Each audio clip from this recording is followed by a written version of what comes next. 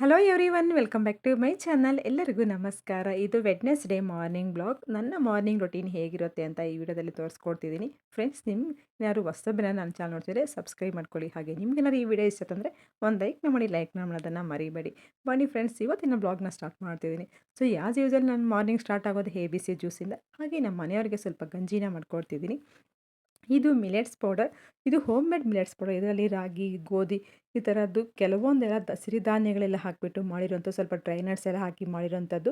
ಇದರಲ್ಲಿ ಯಾವುದೇ ರೀತಿ ಕೆಮಿಕಲ್ಸ್, ಯಾಕಂದ್ರೆ ನಾವು ಮನೆಯಲ್ಲೇ ಮಾಡ್ಕೊಂಡಿರ್ತೀವಲ್ಲ, ಸೊ ತುಂಬಾ ಒಳ್ಳೆಯದು. ಈ ಥರ ನಮಗೆ ಇದರಿಂದ ಇದು ಕುಡಿಯೋದ್ರಿಂದ ಡೈಲಿ ನಮ್ಮ ಹೆಲ್ತ್ಗಂತೂ ತುಂಬಾ ಬೆನಿಫಿಟ್ಸ್ ಇವೆ. ಸೇಮ್ ರಾಗಿ ಗಂಜಿ ಥರನೇ ಇರುತ್ತೆ, ತುಂಬಾ ಚೆನ್ನಾಗಿರುತ್ತೆ ಕುಡಿಯೋಕ್ಕೂ ಅಷ್ಟೇ. ಯಾಕಂದ್ರೆ ನಾವು ಇದಕ್ಕೆ ಹಾಗೆ ಕೆಲವೊಂದು ಡ್ರೈ ನಟ್ಸ್ ಎಲ್ಲ ಹಾಕಿರ್ತೀವಲ್ಲ, ತುಂಬಾ ಚೆನ್ನಾಗಿದೆ. ಇದು ರೆಸಿಪಿ ಬೇಕು ಅಂತಂದರೆ ಕಮೆಂಟ್ ಮಾಡಿ. ಈ ಹೋಮ್ ಮೇಡ್ ಮಿಲೆಟ್ಸ್ ಪೌಡರ್ ಯಾವ ರೀತಿ ಮಾಡೋದು ಅಂತ ತೋರಿಸ್ಕೊಡ್ತೀನಿ. ಸೊ ಇದಂತೂ ನಾವು ಹೊರಗಡೆ ತಂದು ಈ ಥರ ಕುಡಿಯೋದಕ್ಕಿಂತ ಮನೆಯಲ್ಲಿ ಈ ಥರ ಹೆಲ್ದಿಯಾಗಿ ಕುಡಿಯೋದು ತುಂಬಾ ಒಳ್ಳೆಯದು.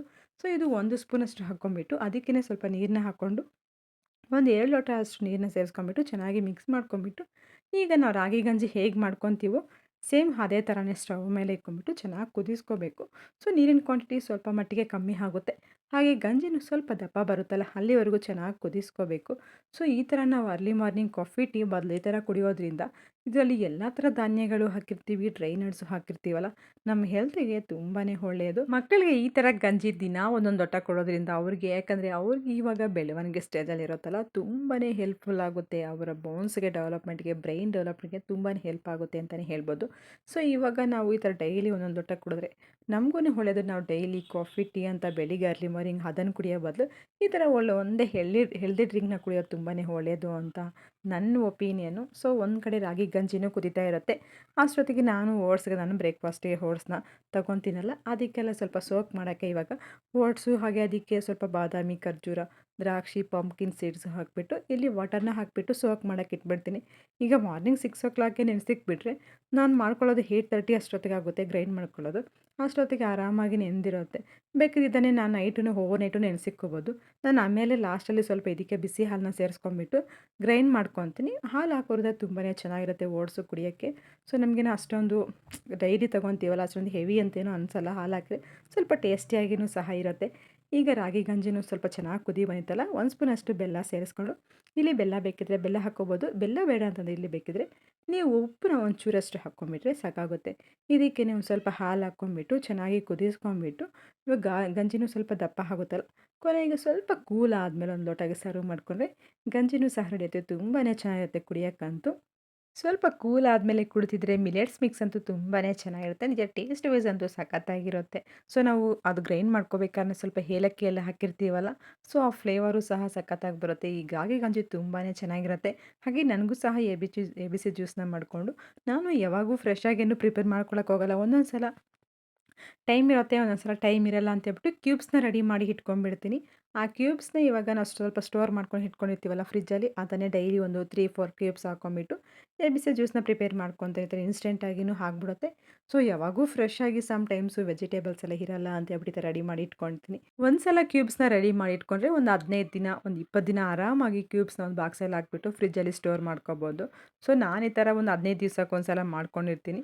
ಸೊ ಇನ್ಸ್ಟೆಂಟಾಗಿ ನಾವು ABC ಜ್ಯೂಸ ಮಾರ್ನಿಂಗ್ ಒಂದೊಂದು ಸಲ ಟೈಮ್ ಇರುತ್ತೆ, ಒಂದೊಂದು ಸಲ ಟೈಮ್ ಇರಲ್ಲ ಅಂತ ಹೇಳ್ಬಿಟ್ಟು ಈ ಥರ ರೆಡಿ ಮಾಡಿ ಇಟ್ಕೊಂಡ್ಬಿಡ್ತೀನಿ. ಹಾಗೆ ಇವತ್ತು ಬೆಳಗಿನ ತಿಂಡಿಗೆ ನಾನು ದೋಸೆ ಹಾಕಿ ಕಡಲೆ ಬೀಜ ಚಟ್ನಿ ಮಾಡ್ತೀನಿ. ಮಧ್ಯಾಹ್ನಕ್ಕೂ ಸಹ ಇವಾಗೇನೆ ಮಾಡಿಟ್ಬಿಡ್ತೀನಿ, ಯಾಕೆ ಮಧ್ಯಾಹ್ನ ಸ್ವಲ್ಪ ಕೆಲಸ ಇರೋದ್ರಿಂದ. ಮಧ್ಯಾಹ್ನಕ್ಕೆ ಟೊಮೊಟೊ ಪಪ್ಪನ್ನ ಮಾಡ್ತೀನಿ. ಸೊ ಇವಾಗ ಟೊಮೊಟೊ ಪಪ್ಪು ಮಾಡ್ಕೊಳ್ಳಿಕ್ಕೆ ಟೊಮೊಟೊ ಸ್ವಲ್ಪ ಜಾಸ್ತಿ ಕ್ವಾಂಟಿಟಿಯಲ್ಲಿ ಹಾಕ್ಕೋಬೇಕಾಗುತ್ತೆ. ಈಗ ಟೊಮೊಟೊ, ಈರುಳ್ಳಿ, ಹಾಗೆ ಬೆಳ್ಳುಳ್ಳಿ, ಹಸಿಮೆಣ್ಸಿನ್ಕಾಯಿ, ಕೊತ್ತಂಬರಿ ಕಟ್ ಮಾಡಿ ಇಟ್ಕೊಂಡ್ಬಿಟ್ಟು ಇದನ್ನೆಲ್ಲ ಒಂದು ಕುಕ್ಕರ್ಗೆ ಸೇರಿಸ್ಕೊಂಡು, ಇದಕ್ಕೇ ಒಂದು ಸ್ವಲ್ಪ ತೊಗರಿಬೇಳೆ, ಹಾಗೆ ರುಚಿಗೆ ತಕ್ಕಷ್ಟು ಉಪ್ಪು, ಸ್ವಲ್ಪ ಅರಿಶಿನ, ಹಾಗೆ ಸ್ವಲ್ಪ ಹೆಸರುಬೇಳೆನೂ ಒಂದು 3 ಸ್ಪೂನಷ್ಟು ಹಾಕ್ಕೊಂಡ್ರೆ ಚೆನ್ನಾಗಿರುತ್ತೆ. ತೊಗರಿಬೇಳೆ ಜೊತೆಗೆ ಹೆಸರುಬೇಳೆನೂ ಹಾಕ್ಕೊಂಬಿಟ್ರೆ ಸ್ವಲ್ಪ ತಂಪೂ ಆಗುತ್ತೆ, ಟೇಸ್ಟ್ ವೈಸು ಸಖತ್ತಾಗಿರುತ್ತೆ. ಸ್ವಲ್ಪ ಹುಣಸೆ ಹಣ್ಣು, ಹಾಗೆ ಧನಿಯಾ ಪುಡಿ ಒಂದು 2 ಸ್ಪೂನಷ್ಟು ಸೇರಿಸ್ಕೊಂಬಿಟ್ಟು ಇದೆಲ್ಲ ಬೇಯೋಕ್ಕೆ ಸ್ವಲ್ಪ ನೀರನ್ನ ಹಾಕ್ಕೊಳ್ಳೋಣ. ಸೊ ನೀರೇನು ಜಾಸ್ತಿ ಹಾಕೋ ಅವಶ್ಯಕತೆ ಇಲ್ಲ. ಆ ಬೇಳೆಗೆ ಎಷ್ಟು ಪ್ರಮಾಣದಲ್ಲಿ ಬೇಕು ಅಂತ ನೋಡ್ಕೊಂಬಿಟ್ಟು ಅದಕ್ಕೆ ನೀರನ್ನ ಸೇರಿಸ್ಕೊಂಬಿಟ್ಟು ಇದನ್ನೆಲ್ಲ ಬೇಯೋಕ್ಕೆ ಇಟ್ಬಿಡೋಣ. ಕುಕ್ಕರ್ಗೆ ಮುಚ್ಚಳ ಹಾಕಿಬಿಟ್ಟು ಒಂದು 3-4 ವಿಸಿಲ್ ಹಾಕಿಸ್ಕೊಂಡ್ರೆ ಸಾಕು. ಸೊ ಬೇಳೆ ಎಲ್ಲ ಸಾಫ್ಟಾಗಿಯೂ ಆಗಿರುತ್ತೆ. ಈ ಟೊಮೊಟೊ ಪಪ್ಪು ಅಂತೂ ನಿಜ ಈ ಬೇಸಿಗೆ ಕಾಲದಲ್ಲಿ ತುಂಬಾ ಚೆನ್ನಾಗಿರುತ್ತೆ. ಬಟ್ ಬಟ್ ಈ ಟೊಮೊಟೊ ಪಪ್ಪಿಗೆ ಸ್ವಲ್ಪ ಹಣ್ಣಾಗಿರುವಂಥ ಟೊಮೊಟೊ ಇದ್ದರೆ ಸಖತ್ತಾಗಿರುತ್ತೆ. ಸೊ ಮುದ್ದೆ ಆಗಿರ್ಬೋದು, ಚಪಾತಿ, ರೈಸ್‌ಗಂತೂ ಸೂಪರಾಗಿರುತ್ತೆ.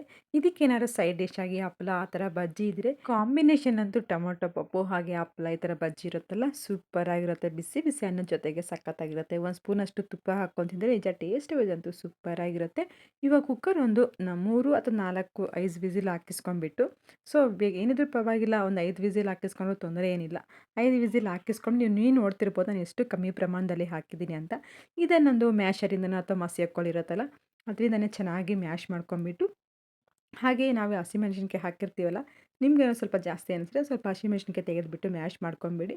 ಚೆನ್ನಾಗಿ ಮ್ಯಾಶ್ ಮಾಡ್ಕೊಂಡಿದ್ದಾದಮೇಲೆ ಇದಕ್ಕೆ ಇವಾಗ ಸಾರಿಗೆ ಒಗ್ಗರಣೆ ಮಾಡ್ಕೊಬಿಡೋಣ. ಸೊ ಈ ಥರ ಸಾರು ನೀವು ನೋಡ್ತೇವೆ ಈ ಥರ ಗಟ್ಟಿಯಾಗಿಯೇ ಇರಬೇಕು ಟೊಮೊಟೊ ಪಪ್ಪು, ಜಾಸ್ತಿ ತೆಳುವಾಗಿಯೂ ಇರಬಾರ್ದು. ಈಗ ಒಂದು ಪಾತ್ರೆ ಇಟ್ಕೊಂಬಿಟ್ಟು ಅದಕ್ಕೇ ಆಯಿಲು, ಹಾಗೆ ಸಾಸಿವೆ, ಇದಕ್ಕೇ ಜೀರಿಗೆ, ಈರುಳ್ಳಿ ಮತ್ತು ಬೆಳ್ಳುಳ್ಳಿನ ಸ್ವಲ್ಪ ಸಿಪ್ಪೆ ತೆಗೆದುಬಿಟ್ಟು ಜಜ್ಜಿಬಿಟ್ಟು ಹಾಕ್ಕೋಬೇಕು. ಬೆಳ್ಳುಳ್ಳಿ ಸ್ವಲ್ಪ ಜಾಸ್ತಿ ಕ್ವಾಂಟಿಟಿಯಲ್ಲಿ ಜಜ್ಜಿಬಿಟ್ಟು ಹಾಕೋದ್ರಿಂದ ಆ ಫ್ಲೇವರು ಚೆನ್ನಾಗಿ ಬರುತ್ತೆ. ಸೊ ಇದನ್ನೆಲ್ಲ ಒಗ್ಗರಣೆ ಹಾಕ್ಕೊಂಬಿಟ್ಟು ಸ್ವಲ್ಪ ಕರಿಬೇವನ್ನ ಸೇರಿಸ್ಕೊಂಬಿಟ್ಟು ಎಲ್ಲ ಒಗ್ಗರಣೆ ಚೆನ್ನಾಗಿ ಒಂದು 3 4 ನಿಮಿಷ ಫ್ರೈ ಮಾಡಿಕೊಂಡು ನಾವು ಮೊದಲೇ ಮ್ಯಾಶ್ ಮಾಡಿದಂಥ ಟೊಮೊಟೊ ಪಪ್ಪು ಐತಲ್ಲ ಅದನ್ನು ಸೇರಿಸ್ಕೊಂಬಿಟ್ಟು, ನಿಮ್ಗೇನಾದ್ರು ಖಾರ ಏನಾದ್ರು ಕಮ್ಮಿ ಹಾಕ್ಕೊಂಡಿದ್ದೀರಾ ಅಂತಂದರೆ, ಸೊ ಇದು ನಿಮ್ಗೇನಾದ್ರು ಸಾರಲ್ಲಿ ಖಾರ ಕಮ್ಮಿ ಇತ್ತಂದರೆ ಈ ಸ್ಟೇಜಲ್ಲೇನೋ ಸ್ವಲ್ಪ ಒಣಮೆಣ್ಸಿನ್ಕಾಯಿ ಒಗ್ಗರಣೆಗೆ ಹಾಕ್ಕೋಬೋದು. ಇಲ್ಲ ಅಂತಂದರೆ ಆ ಒಂದು ಹಸಿಮೆಣ್ಸಿನ್ಕಾಯಿ ಆದರೂ ಕಟ್ ಮಾಡಿ ಸೇರಿಸ್ಕೋಬೋದು. ಹಾಗೆ ಉಪ್ಪೆಲ್ಲ ಹೊಂದ್ಕೊಂಡಿದೆಯಾ ಅಂತ ಚೆಕ್ ಮಾಡಿ, ಉಪ್ಪೇನ ಕಮ್ಮಿ ಇತ್ತಂದರೆ ಅದನ್ನು ಸಹ ಆ್ಯಡ್ ಮಾಡಿಕೊಂಡು, ಈಗ ನಾವು ಮೊದಲೇ ಬೇಯಿಸಿಟ್ಟಂಥ ಈ ಬೇಳೆ ಪಪ್ಪು ಐತಲ್ಲ ಅದನ್ನು ಹಾಕಿಬಿಟ್ಟು ಒಂದು 3 4 ನಿಮಿಷ ಚೆನ್ನಾಗಿ ಕುದಿಸ್ಕೊಂಬಿಡೋಣ. ಸೊ ನಿಮಗಿನ್ನು ಸಾರು ಇನ್ನೂ ಗಟ್ಟಿಯಾಗಿ ಬೇಕು ಚಪಾತಿಗೆ ಅಂತಂದರೆ ಇನ್ನೊಂದು ಸ್ವಲ್ಪ ಹೊತ್ತು ಕುದಿಸ್ಕೊಂಡ್ರೆ ಟೊಮೊಟೊ ಪಪ್ಪು ರೆಡಿ ಆಗುತ್ತೆ. ನಿಜ ತುಂಬಾ ಚೆನ್ನಾಗಿರುತ್ತೆ ಬಿಸಿ ಬಿಸಿ ಅನ್ನ ಹಾಗೆ ಮುದ್ದೆ ಜೊತೆಗೆ. ನೀವೇನಾದ್ರು ಒಂದ್ಸಲ ಟ್ರೈ ಮಾಡಿ, ತುಂಬಾ ಚೆನ್ನಾಗಿರುತ್ತೆ.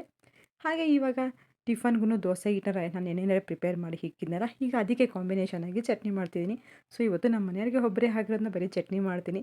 ಕಾಮನ್ನಾಗಿ ನಮ್ಮ ಮನೆಗೆ ದೋಸೆ ಮಾಡಬೇಕು ಅಂತಂದರೆ ಆಲೂಗಡ್ಡೆ ಪಲ್ಯ ಮಾಡ್ತೀವಿ. ಬಟ್ ಇವತ್ತು ಒಬ್ಬರಿಗೆ ಅಲ್ವಾ, ಮತ್ತು ಆಲೂಗಡ್ಡೆ ಪಲ್ಯ ಎಲ್ಲ ವೇಸ್ಟ್ ಆಗಿಬಿಡುತ್ತೆ ಅಂತ ಬರೀ ಚಟ್ನಿ ಅಷ್ಟೇ ಮಾಡ್ತೀನಿ. ಇಲ್ಲಿ ಸ್ವಲ್ಪ ಒಂದು ಕಪ್ಪಷ್ಟು ಕಡಲೆ ಬೀಜನ ಹುರಿದ್ಬಿಟ್ಟು, ಹಾಗೆ ಅದ್ರ ಜೊತೆಗೆ ಹಸಿಮೆಣ್ಸಿನ್ಕಾಯಿನೆಲ್ಲ ಹುರ್ಕೊಂಡು ಕಡಲೆ ಬೀಜ ಎಲ್ಲ ಸಿಪ್ಪೆಲ್ಲ ತೆಗೆದುಬಿಟ್ಟು ಒಂದು ಮಿಕ್ಸಿ ಜಾರ್ಗೆ ಹಾಕ್ಕೊಂಡು, ಹಾಗೆ ಬೆಳ್ಳುಳ್ಳಿ ನಾವು ಮೊದಲೇ ಹುರಿದಿಟ್ಟಂಥ ಹಸಿಮೆಣ್ಸಿನ್ಕಾಯಿ ಐತಲ್ಲ ಅದನ್ನು ಸೇರಿಸ್ಕೊಂಬಿಟ್ಟು, ಹಾಗೆ ಸ್ವಲ್ಪ ಹಸಿ ಕೊಬ್ಬರಿನೂ ಹಾಕ್ತಿದ್ದೀನಿ. ಇದಕ್ಕೆ ಕಡಲೆ ಬೀಜ, ಹಸಿ ಕೊಬ್ಬರಿ ಹಾಗೆ ಕಡಲೆಪಪ್ಪು ಎಲ್ಲ ಸೇರಿಸಿ ಮಾಡೋದ್ರಿಂದ ದೋಸೆ ಇಡ್ಲಿ ಕಾಂಬಿನೇಷನ್ಗೆ ಈ ಥರ ಚಟ್ನಿ ತುಂಬಾ ಚೆನ್ನಾಗಿರುತ್ತೆ. ಹಾಗೆ ಸ್ವಲ್ಪ ಕೊತ್ತಂಬರಿನ ಸೇರಿಸ್ಕೊಂಬಿಟ್ಟು, ಒಂದು ಸ್ವಲ್ಪ ಹುಣಸೆ ಹಣ್ಣು, ಹಾಗೆ ಒಂದು 1/4 ಕಪ್ಪಷ್ಟು ಇದಕ್ಕೆ ಹುರಿಗಡಲೆ ಅಂದರೆ ಕಡಲೆಪಪ್ಪನ್ನ ಸೇರಿಸ್ಕೊಂಬಿಟ್ಟು, ರುಚಿಗೆ ತಕ್ಕಷ್ಟು ಉಪ್ಪನ್ನ ಸೇರಿಸ್ಕೊಂಬಿಟ್ಟು, ಸ್ವಲ್ಪ ನೀರು ಹಾಕ್ಕೊಂಬಿಟ್ಟು ಚಟ್ನಿನ ಚೆನ್ನಾಗಿ ಗ್ರೈಂಡ್ ಮಾಡ್ಕೊಂಬಿಟ್ರೆ ಚಟ್ನಿನೂ ಸಹ ರೆಡಿ ಆಗುತ್ತೆ. ನಾವು ಕಾಮನ್ನಾಗಿ ದೋಸೆ ಮತ್ತು ಇಡ್ಲಿ ಮಾಡಬೇಕಾದ್ರೆ ಈ ಥರ ಚಟ್ನಿ ಮಾಡಿ ತುಂಬಾ ಚೆನ್ನಾಗಿರುತ್ತೆ. ಹಾಗೆ ಇದಕ್ಕೆ ಒಗ್ಗರಣೆ ಬೇಕು ಅಂದರೆ ಮಾಡ್ಬೋದು, ಇಲ್ಲ ಅಂತಂದ್ರೂ ಪರವಾಗಿಲ್ಲ ಹಾಗೇನೂ ತಿನ್ಬೋದು, ತುಂಬಾ ಚೆನ್ನಾಗಿರುತ್ತೆ. ಬಟ್ ಒಗ್ಗರಣೆ ಮಾಡಿದ್ರೆ ಸ್ವಲ್ಪ ಟೇಸ್ಟ್ ಡಿಫ್ರೆಂಟ್ ಆಗಿರುತ್ತೆ, ತುಂಬ ಟೇಸ್ಟಿಯಾಗಿರುತ್ತೆ. ಇಡ್ಲಿಗೆ ಮಾಡಬೇಕು ಅಂತಂದರೆ ಸ್ವಲ್ಪ ಒಗ್ಗರಣೆಗೆ ಮಾಡಿ, ಇಡ್ಲಿಗೆ ಈ ಥರ ಒಗ್ಗರಣೆ ಮಾಡೋದ್ರಿಂದ ಚಟ್ನಿ ತುಂಬಾ ಚೆನ್ನಾಗಿರುತ್ತೆ. ಹಾಗೆ ನಾನು ನೈಟೇ ಎಲ್ಲ ದೋಸೆ ಹಿಟ್ಟು ರೆಡಿ ಮಾಡಿ ಇಕ್ಕಿದ್ನಲ್ಲ, ದೋಸೆ ಹಿಟ್ಟು ಚೆನ್ನಾಗಿ ಫಾರ್ಮೇಟ್ ಆಗಿದೆ. ಸೊ ಇವಾಗ ಬೇಸಿಗೆ ಆಗಿರೋದ್ರಿಂದ ದೋಸೆ ಹಿಟ್ಟು ಆಗಿರ್ಬೋದು, ಇಡ್ಲಿ ಹಿಟ್ಟು ಚೆನ್ನಾಗಿ ಫಾರ್ಮೇಟ್ ಆಗಿಬಿಡುತ್ತೆ. ಜಾಸ್ತಿ ನೆನೆಯೋ ಅವಶ್ಯಕತೆನೇ ಇಲ್ಲ. ಅದೇ ಚಳಿಗಾಲದಲ್ಲಾದರೆ ಆಲ್ಮೋಸ್ಟ್ ನೈಟ್ ಎಲ್ಲ ಓವರ್ ನೈಟ್ ಎಲ್ಲನೂ ಫಾರ್ಮೇಟ್ ಆಗೋಕ್ಕೆ ಬಿಟ್ರೂ ಅದು ಸರಿಯಾಗಿ ಆಗಿರಲ್ಲ. ಬೇಸಿಗೆ ಆಗಿರೋದ್ರಿಂದ ಬೇಗನೆ ಆಗಿಬಿಡುತ್ತೆ. ಸೊ ಇವಾಗ ನಾನು ದೋಸೆಗೆ ಎಷ್ಟು ಕ್ವಾಂಟಿಟಿ ಬೇಕೋ ಹಿಟ್ಟನ್ನ ಅಷ್ಟೊಂದು ಹಿಟ್ಟನ್ನ ಒಂದು ಬೌಲ್ಗೆ ಹಾಕ್ಕೊಂಬಿಟ್ಟು, ಅದಕ್ಕೇ ಸ್ವಲ್ಪ ಉಪ್ಪನ್ನ ಸೇರಿಸ್ಕೊಂಬಿಟ್ಟು ಚೆನ್ನಾಗಿ ಮಿಕ್ಸ್ ಮಾಡ್ಕೊಂಬಿಡ್ತೀನಿ. ಸೊ ಇನ್ನೂ ನೀರು ಬೇಕಾದರೆ ಹಿಟ್ಟನ್ನು ಸ್ವಲ್ಪ ಜಾಸ್ತಿ ಇದು ಗಟ್ಟಿ ಇತ್ತು ಅಂದರೆ ನೀರನ್ನ ಹಾಕ್ಕೋಬೋದು. ನಾನಿಲ್ಲಿ ಪರ್ಫೆಕ್ಟಾಗಿದೆ ದೋಸೆಗೆ ಬ್ಯಾಟರ್ ಅಂತೂ. ಸೊ ಇವಾಗ ಉಪ್ಪು ಹಾಕ್ಕೊಂಬಿಟ್ಟು ಮಿಕ್ಸ್ ಮಾಡ್ಕೊಂಬಿಟ್ಟು ಒಂದು 10 ನಿಮಿಷ ಸೈಡಿಗೆ ಇಟ್ಕೊಂಬಿಡ್ತೀನಿ. ಸೊ ಸ್ವಲ್ಪ ಅದು ನೆನೆಯೋಷ್ಟೊತ್ತಿಗೆ ಈಗ ಇನ್ನೊಂದು ಕಡೆ ದೋಸೆ ಮಾಡ್ಕೊಳ್ಳೋಕ್ಕೂ ಸಹ ಹೆಂಚಿಕ್ಕೊಂಬಿಟ್ಟು ಸ್ವಲ್ಪ ವಾಟರಿಂದ ಕ್ಲೀನ್ ಮಾಡಿಕೊಂಡ್ರೆ ದೋಸೆ ಚೆನ್ನಾಗಿ ಬರುತ್ತೆ. ಹಾಗೆ ನಾವು ದೋಸೆ ಹಿಟ್ಟಿಗೆ ಅಕ್ಕಿ ನೆನೆಸಿಕ್ಕೋಬೇಕಾದ್ರೆ ಸ್ವಲ್ಪ ಮೆಂತ್ಯ ಎಲ್ಲ ಹಾಕಿರ್ತೀವಲ್ಲ, ಮೆಂತ್ಯ ಸ್ವಲ್ಪ ಜಾಸ್ತಿ ಕ್ವಾಂಟಿಟಿಯಲ್ಲಿ ಹಾಕಿದರೆ ಸೊ ದೋಸೆನೂ ಸಹ ಕೆಂಪಗೆ ಬರುತ್ತೆ, ತುಂಬಾ ಕಲರ್ಫುಲ್ಲಾಗೂ ಕಾಣುತ್ತೆ. ಸೊ ಈಗ ಅದಕ್ಕೆ ಒಂದು ಸಲ ಈರುಳ್ಳಿ ಎಲ್ಲ ಚೆನ್ನಾಗಿ ಹುಚ್ಕೊಂಬಿಟ್ಟು, ಈಗ ದೋಸೆ ಹಿಟ್ಟಿಂದ ದೋಸೆ ಹಾಕ್ಕೊಬಿಡೋಣ. ಇದಕ್ಕೆ ಬೇಕಾದ್ರೆ ತುಪ್ಪ ಅಥವಾ ಆಯಿಲ್ ಹಾಕ್ಕೋಬೋದು. ನಾನಿಲ್ಲಿ 1 ಸ್ಪೂನಷ್ಟು ತುಪ್ಪನ ಹಾಕ್ಕೊತಿದ್ದೀನಿ. ತುಪ್ಪ ಹಾಕಿದ್ರೆ ತುಂಬಾ ಚೆನ್ನಾಗಿರುತ್ತೆ. ಸೊ ಈಗ ಇನ್ನೊಂದು ಕಡೆನೂ ರೋಸ್ಟ್ ಮಾಡ್ಕೊಂಬಿಟ್ರೆ ದೋಸೆನೂ ಸಹ ರೆಡಿ ಆಗುತ್ತೆ. ಚಟ್ನಿ ಹಾಗೆ ದೋಸೆ ಕಾಂಬಿನೇಷನ್ ಅಂತೂ ತುಂಬಾ ಚೆನ್ನಾಗಿರ್ತದೆ. ಸಿಂಪಲ್ಲಾಗಿಯೇ ಮಾಡ್ಕೋಬೋದು. ಇನ್ನು ದೋಸೆ ಹಾಕಿಬಿಟ್ಟು ನಮ್ಮ ಮನೆಯವ್ರಿಗೂ ಸಹ ಕೊಟ್ಟೆ ದೋಸೆ ಮತ್ತು ಇಡ್ಲಿ ಚಟ್ನಿನ. ಸೊ ಹಾಗೆ ನನಗೂ ಸ್ವಲ್ಪ ಓಟ್ಸ್ ಎಲ್ಲ ಮಿಕ್ಸಿಗೆ ಹಾಕ್ಕೊಂಬಿಟ್ಟು ಅದನ್ನು ಗ್ರೈಂಡ್ ಮಾಡಿಕೊಂಡು ನಾನು ಅದನ್ನು ಸಹ ಒಂದು ಲೋಟಗೆ ಸರ್ವ್ ಮಾಡ್ಕೊತಿದ್ದೀನಿ. ಸೊ ನಾನು ಬ್ರೇಕ್ಫಾಸ್ಟಿಗೆ ಈ ಥರ ಓಟ್ಸ್ ತೊಗೊಳೋದ್ರಿಂದ ಸೊ ತುಂಬಾ ಚೆನ್ನಾಗಿರುತ್ತೆ ಇದಕ್ಕೆ. ಸೊ ಇನ್ನು ಬೇಕಿದ್ರೆ ನಾವು ಓಟ್ಸು ಈ ಥರ ಗ್ರೈಂಡ್ ಮಾಡ್ಕೊಂಡಾದರೂ ತೊಗೋಬೋದು. ಇಲ್ಲಾಂತಂದ್ರೆ ಹಾಗೆ ಸೋಕ್ ಮಾಡಿಬಿಟ್ಟು ಇನ್ಸ್ಟೆಂಟಾಗಿಯೇ ನಾವು ತಿನ್ನೋಕ್ಕೂ ಒಂದು 5 ಮಿನಿಟ್ಸ್ ಬ್ಯಾಕು ಸೋಕ್ ಮಾಡಿಕೊಂಡು ಹಾಗೇನೂ ತಿನ್ಬೋದು. ಡ್ರೈ ನಟ್ಸು ಸ್ವಲ್ಪ ಫ್ರೂಟ್ಸ್ ಎಲ್ಲ ಆ್ಯಡ್ ಮಾಡಿಕೊಂಡು. ಸೊ ಇದು ಇವತ್ತು ನನ್ನ ಮಾರ್ನಿಂಗ್ ರೊಟೀನ್ ಆಗಿತ್ತು ಫ್ರೆಂಡ್ಸ್. ನಿಮಗೆಲ್ಲರಿಗೂ ಈ ವಿಡಿಯೋ ಇಷ್ಟ ಆಗಿದೆಯಾ? ಇಷ್ಟ ಆಗಿದ್ರೆ ಒಂದು ಲೈಕ್‌ನ ಮಾಡಿ. ಹಾಗೆ ನಿಮ್ಮ ಫ್ರೆಂಡ್ಸ್‌ಗೆ, ಫ್ಯಾಮಿಲಿ ಮೆಂಬರ್ಸ್‌ಗೆಲ್ಲ ಶೇರ್ ಮಾಡಿ. ಅವರು ಸಹ ನಮ್ಮ ವೀಡಿಯೋಸ್‌ನ ನೋಡಲಿ. ಅವ್ರ ಸಪೋರ್ಟ್ ಅಂತೂ ನಮಗೆ ತುಂಬಾನೇ ಬೇಕಾಗಿದೆ. ನೀವಂತೂ ನಿಮ್ಗೆ ಈ ವಿಡಿಯೋ ಇಷ್ಟ ಆಗಿದ್ರೆ ಒಂದು ಲೈಕ್‌ನ ಮಾಡಿ. ಲೈಕ್ ಮಾಡೋದನ್ನು ಮರೆಯಲೇಬೇಡಿ ಫ್ರೆಂಡ್ಸ್. ನಿಮ್ಗಾದ ರೆಸಿಪೀಸ್ ಬೇಕು ಅಂದರೆ ಕಮೆಂಟ್ ಮಾಡ್ತೀರಿ. ಆ ರೆಸಿಪೀಸನ್ನ ನಾನು ಮಾಡಿ ತೋರಿಸ್ತೀನಿ. ಮತ್ತೊಂದು ಬ್ಲಾಗಲ್ಲಿ ಮತ್ತೆ ಸಿಗೋಣ ಫ್ರೆಂಡ್ಸ್.